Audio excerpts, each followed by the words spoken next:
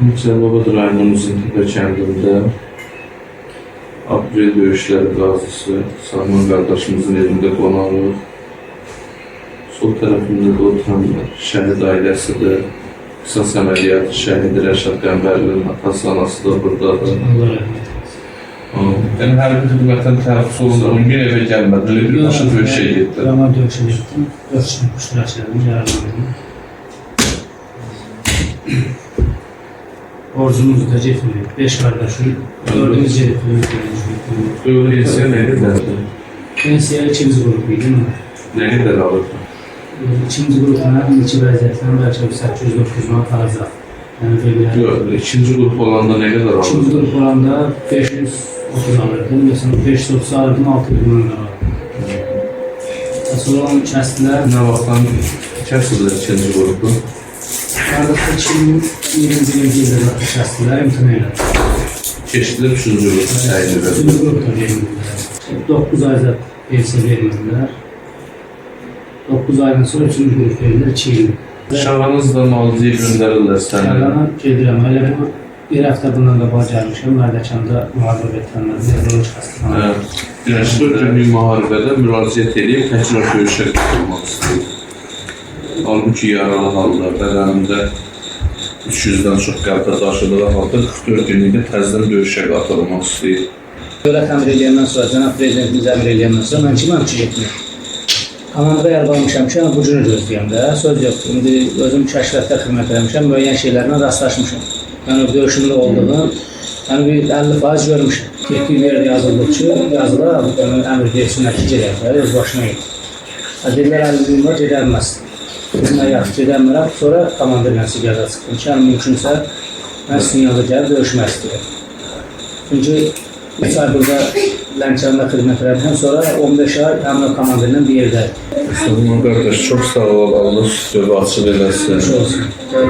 Balaların toyuna gələk inşallah, şad günlərə gələk sənin ocağına. Bəli, xoş olsun. Allah kömək olsun. Allah yenə də səni şəhidlərimizə rəhmət etsin, qazilərimizi can sağlıq etsin. Allah ordumuzu qoysun, hərbislərimizi qoysun. Allah dövlətimizi qoysun.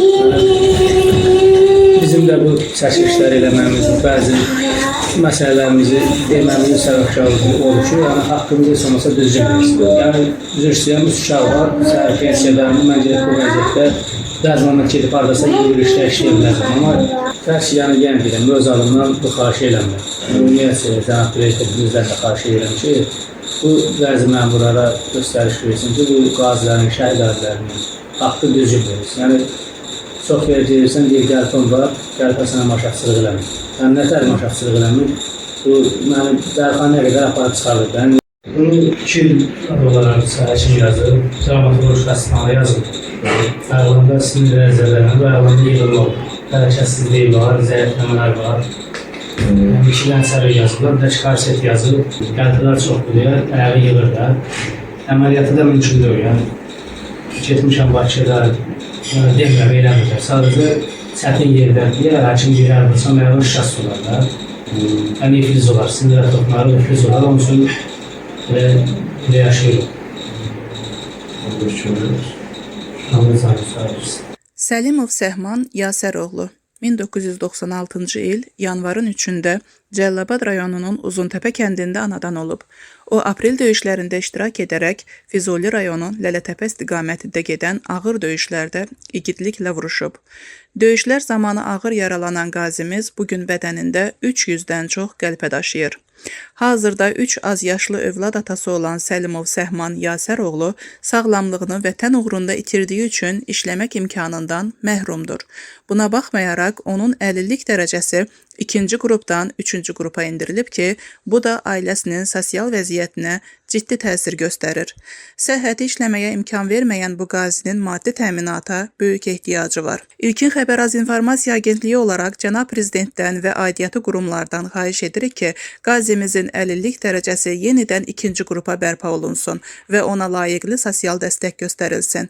Unutmayaq ki, bugün bizim rahat və təhlükəsiz həyatımız məhz belə igid insanların fədakarlığı sayəsində mümkündür. Sağman qardaşı da təşəkkür edirik bizi evində ağırladığına görə. İnanıram ki, bu dediklərin müəyyən lazım təşkilatlara çatacaq inşallah. Sahman qardaşımızın dediyinə görə dövlətdən müəyyən qayğının dəstəyi alıb Cənab Prezidentimin maşın hədiyyəsi, bu evin tikilişinə kömək edilir. Amma bizə qaranlıq qalan məsələ 300-dən çox qəlbə daşıyır. Hamısı da Silivə yaxın bölgələrdə. Niyə 3-cü qrupdan indirib, 2-ci qrupu ləğv edib, niyə 3-cü qrupa qaldırırlar? O bizə maraqlıdır. İnanırıq ki, bizim suallarımıza cavab veriləcək. Bunun səbəbləri bizə göstəriləcək.